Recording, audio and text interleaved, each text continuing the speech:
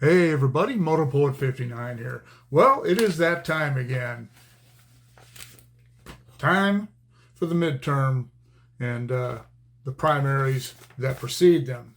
I don't take this lightly. I always look at who's running and especially this how it is going to affect California right now.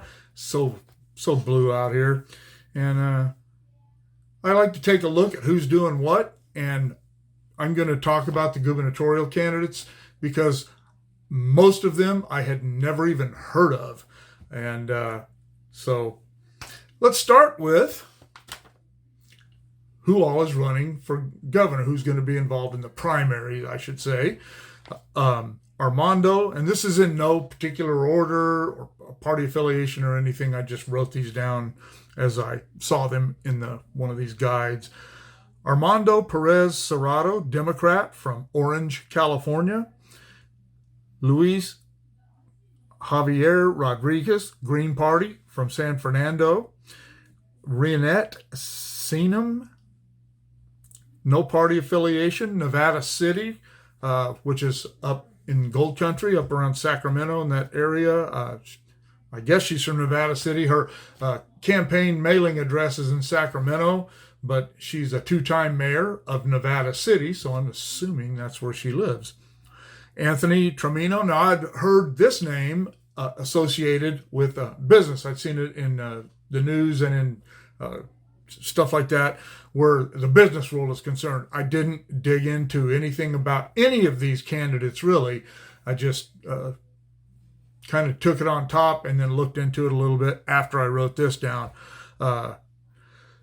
Robert C. Newman II, Republican. And I'm sorry, Anthony Tramino is a Republican from Irvine. And Robert C. Newman II, Republican from San Bernardino. Jenny Ray Luria, what a cool name, Republican from Redding.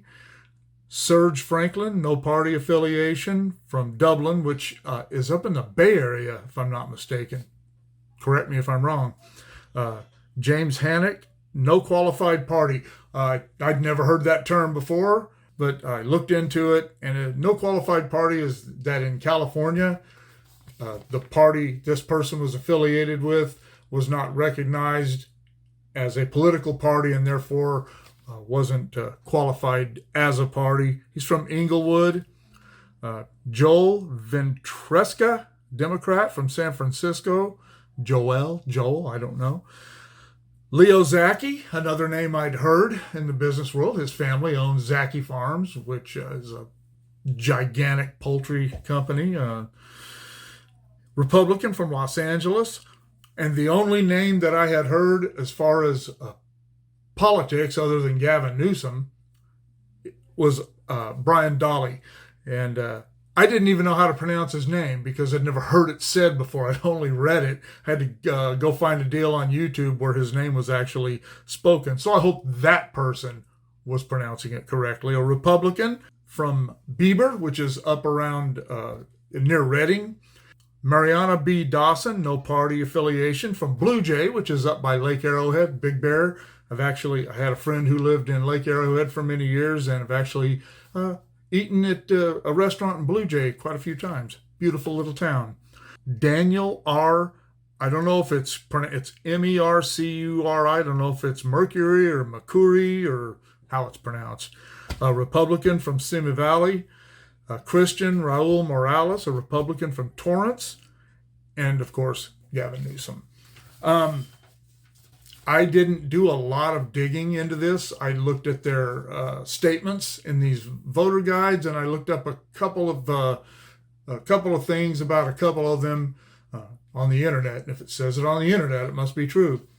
But I started realizing that was going to be an extremely long, video, and so I decided to just trying to keep it short. But this first one I dug into wrote a little more things down. They're not all like this. So the first one I looked into was Armando Perez Serado, the Democrat, identifies as a conservative Democrat, which is kind of an oxymoron. But anyway, he does not like Gavin Newsom. He ran in the recall election against him. He was opposed to the lockdown and the vaccine mandates, and he doesn't believe that Gavin Newsom has a plan beyond his own legacy, because if he had a plan to help California, he would have already started doing it, and I couldn't agree more. He is no fan of Black Lives Matter. He wants to stop Wall Street's fanatical purchase of single-family homes and pass a law where only single families can purchase single-family homes. And I couldn't agree with him more. That's one of the things that is driving the prices of homes up and making it very difficult, especially for first-time home buyers. He wants to criminalize homeless camps in California, spend more money in mental health and rehabs. He has a plan to solve California's droughts by running pipelines from Canada and build a huge sprinkler grid to help with wildfires. It didn't get into the details of that, but to help combat fires. And he wants to run the pipelines down various interstates, and I'm assuming alongside or in medians, most likely underground, to assist in keeping lakes and reservoirs filled and giving firefighters more access to high-pressure water. Not a bad idea. It sounds really complicated. I don't know how the Canadians feel about that, and don't know how the environmentalists in California are going to feel about running pipelines all over the state, and it sounds extremely expensive. He makes it very clear that one of his priorities will be giving the Hispanic community in California more exposure, and there are about 15 million Hispanics of voting age, and 9 million of them are voters. That's a pretty good percentage of Hispanics. And it also doesn't sound like he is a big fan of illegal immigration. He is a hydrogen fuel technology guy, and he wants to suspend DMV fees for 2 years. I'm all about that. This year, I spent right at $2,000 on DMV fees. I have an F-150, a Ford Escape, an older Nissan Versa, my Harley, and 2 dirt bikes. Almost $2,000. This guy sounds like he has a lot of conservative ideas. I'm surprised that he's running as a Democrat. Sean Collins. Sean Collins was a Naval JAG officer, and now he practices. He's a private attorney. He's 41 years old. He's from Dallas, Texas, and considers himself a compassionate conservative. He is tough on crime, is vehemently opposed to gangs, and wants to get them out of here. Good luck. He is against early releases from prison and wants to change the $950. Right now, if you steal anything that's worth under $950, it's just a misdemeanor. He wants to drop that to $200. But I don't know. He kind of sounds wishy-washy when you read more into this stuff. Maybe a little bit on the weak side. That's only my opinion. Anthony Fenera, a Democrat, 71 years old. He's a restaurateur from Los Angeles. He is an Italian immigrant, Sicilian, specifically. Immigrated here when he was 17. His first priority will be homelessness, and he wants to make the home states of record for any homeless person that the police make contact with accountable to that person, to either send them back there, I guess, or to make those states pay up for dumping their problems on California. I have no idea how they would pass a law like that, but that's what politicians do. They have big ideas and big promises that sound good, and in the end, there's nothing they can do about it because there's not enough money, it's not constitutional, yada, yada, yada. His second priority is the water crisis in California. He wants to build aqueducts for recovering wastewater. We have aqueducts right now that aren't being properly, canals that aren't being properly utilized because of environmental concerns in the Delta. I doubt that those environmental concerns are going to be down with building more aqueducts, and that's another thing that sounds horribly expensive. He wants to impose state-managed health care. I guess you could call this Fenera care. I guess he hasn't learned, like most Democrats haven't learned, that through Obamacare that is a failure. Let's fix healthcare. Let's stop the whole bullcrap thing about insurance, and let's fix the healthcare system in America. That's the problem. Insurance isn't the problem. It's the healthcare system. His fourth priority is crime. He sounds pretty serious about it, but that's pretty trendy right now since the Democrats ruined law enforcement and the trust in law enforcement and defunding that. And when everything started falling apart, all of a sudden now they want to refund things and get tough on crime. I think it's another blast of hot air. Leo Zaki, as I said, he is from the Zaki Farms family. He's a Republican, 32 years old, from Los Angeles. He's an executive with Zaki Farms, imagine that.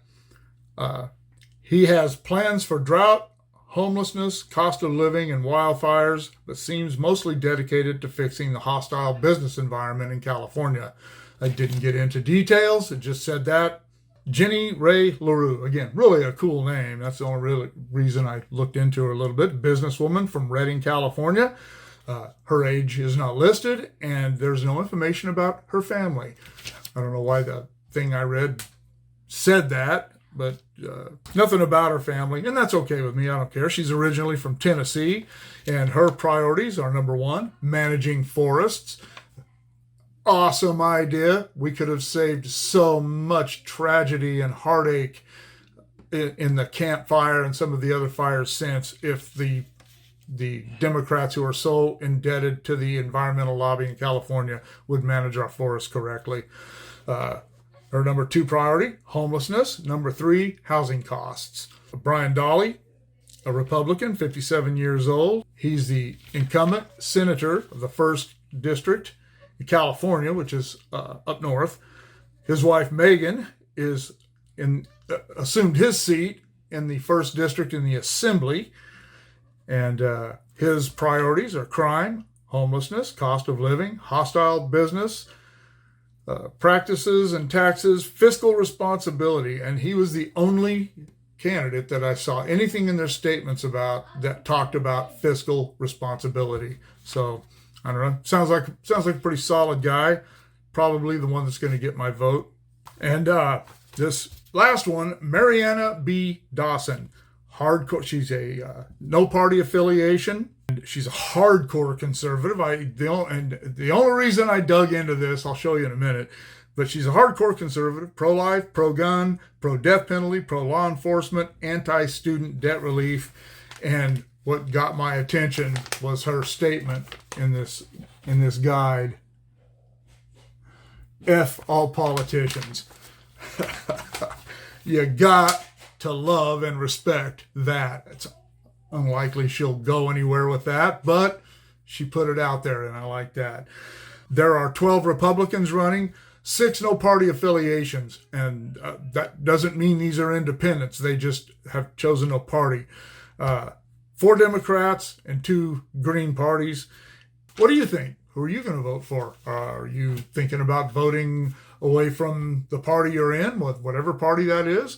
Are you one of the people who looks at these things? Are you one of the people who looks up things on the internet like I do to see where people stand on things? And I do that really because I don't want to throw my vote away. I would rather vote for somebody with a good chance, a Republican with a good chance at doing something. I'm sorry, Mariana, but I'm not going to vote for you because as much as I respect your opinion and your attitude, it's not going to get you anywhere. We need people with a realistic chances of winning. So that's how I still don't know exactly. And there are a lot of other, we've got the Senate races and some assembly stuff, judges, all kinds of local elections. But I just wanted to go over the gubernatorial candidates. What do you think about them? How are you going to vote? Do you know yet? Let me know in the comments below. Keep shooting me the ideas. Like, share, subscribe, click on the bell if you want to be notified of future content. And we'll see you all later, maybe at the polls.